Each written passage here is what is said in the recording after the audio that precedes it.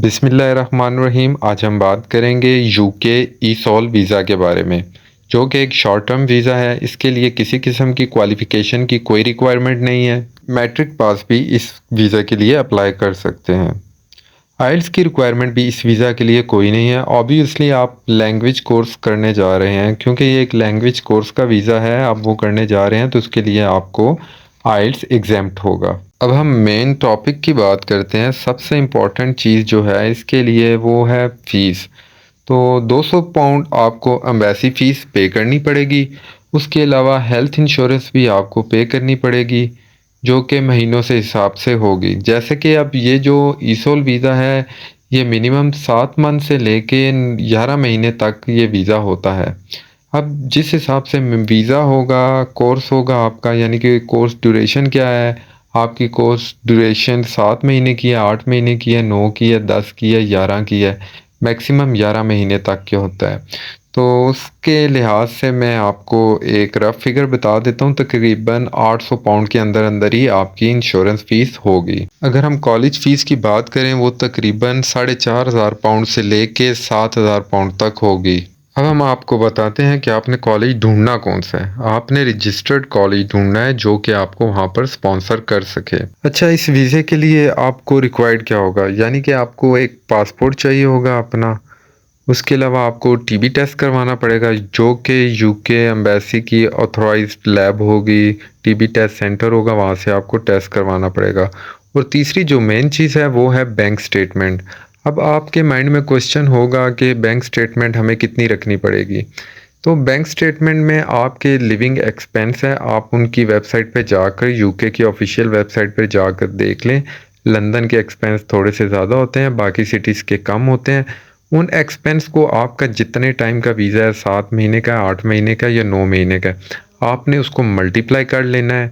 तो जो अमाउंट आपके पास बनेगी, तो उतनी यानी कि आपको बैंक स्टेटमेंट चाहिए होगी। लेकिन आपको कोशिश ये करनी है कि आपको थोड़ी एक्स्ट्रा बैंक स्टेटमेंट रखनी है, क्योंकि अगर पाउंड का रेट ऊपर चला जाता है तो आपकी वीज़ा इस बेस पर रिजेक्ट भी हो सकता है, आपकी स्टेटमेंट कम हो सकती है। अच्छा, अब हम बात करेंगे कि इस वीज़ा के फ़ायदे क्या हैं और नुकसानात क्या हैं।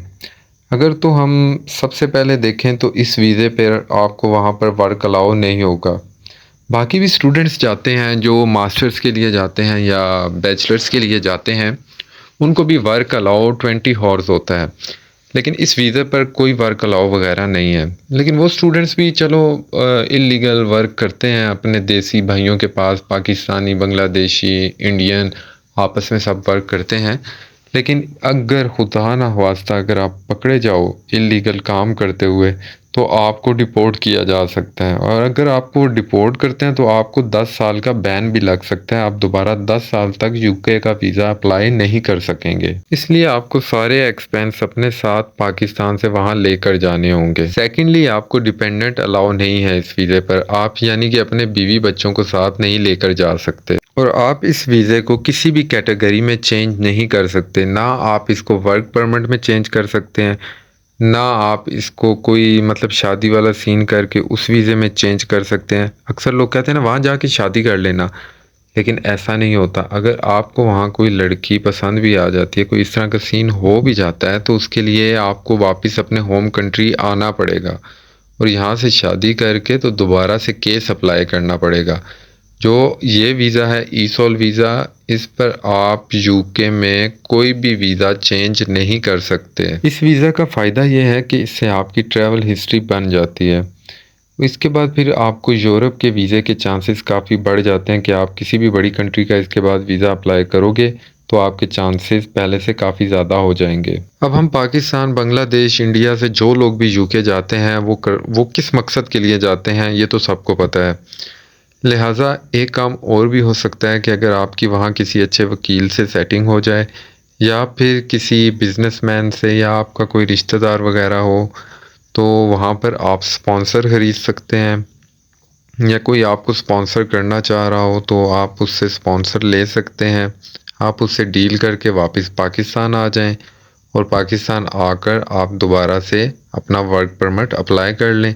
एक ये भी ऑप्शन अच्छा हो सकता है। या हम ये कह सकते हैं कि इस वीज़े पर हमें एक ये भी चांस मिल सकता है। तो होपफुली जिनके विज़िट वीज़े या कोई और वीज़ा बहुत ज़्यादा रिजेक्ट हुए हैं, उनके लिए, उनके पास क्वालिफ़िकेशन भी अगर अच्छी नहीं है तो उनके लिए ये बहुत अच्छी ऑप्शन हो सकती है एक स्ट्रॉन्ग कंट्री का वीज़ा लेने के लिए। हमने पूरी कोशिश की है कि हम ई-सॉल वीज़ा के बारे में आपको पूरी इन्फॉर्मेशन प्रोवाइड कर सकें। अगर आपके माइंड में मज़ीद कोई क्वेश्चन है तो आप कमेंट सेक्शन में पूछ सकते हैं। मज़ीद ऐसी वीडियोस देखने के लिए हमारे चैनल को लाइक और सब्सक्राइब ज़रूर करें। इंशाल्लाह नेक्स्ट वीडियो भी हम यूके कैटेगरी के वीज़े पर ही बनाएंगे।